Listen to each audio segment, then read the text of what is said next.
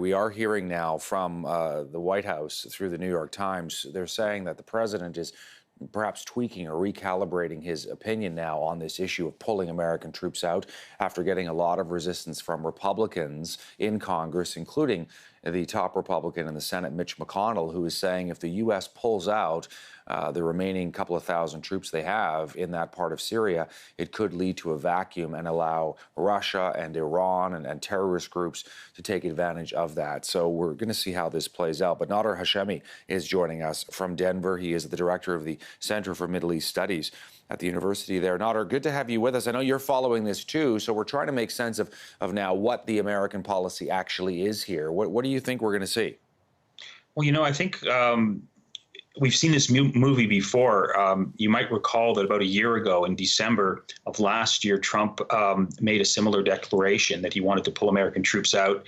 It actually led to the resignation of the Defense Secretary, Jim Mattis, and the U.S. Special Envoy in the war against ISIS, Brett McCurk. Trump then, after making the announcement, then reversed course and kept about half of the number of American troops there in Syria, but 1,000, a little bit more, after it was impressed upon him that this will actually lead to greater instability and chaos and will reflect very badly on Donald Trump himself. So it seems like we're going through these same moves once again, and it's uncertain, what the final outcome will be.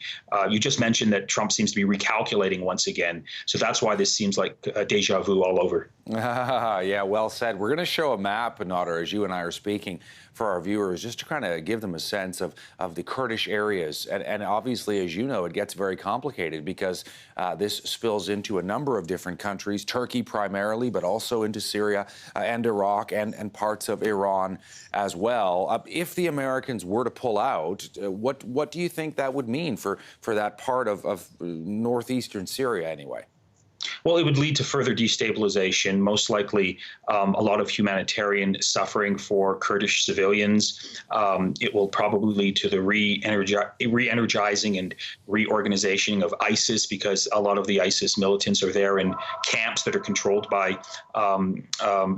Kurdish forces, will then leave those camps. So I think there'll be a lot of instability, a lot of chaos, and then if Turkey gets its way, it's going to try and resettle Syrian refugees. There's about 3 million Syrian refugees in Turkey right now, and it seems like Erdogan's plan is to try and resettle them in northeastern Turkey, which is an area that's not, historically an Arab-inhabited part of Syria, but is predominantly inhabited by Kurds. So this will be, a major population re-engineering that will lead to, I think, greater chaos. I mean, the footprint is pretty small, pretty modest, is it not, Nader? We're not talking about 20,000 American troops. There may be 1,000 or so there. Why the need to pull those out? Is this part of the president's sort of larger strategy? Why are we involving ourselves in foreign wars?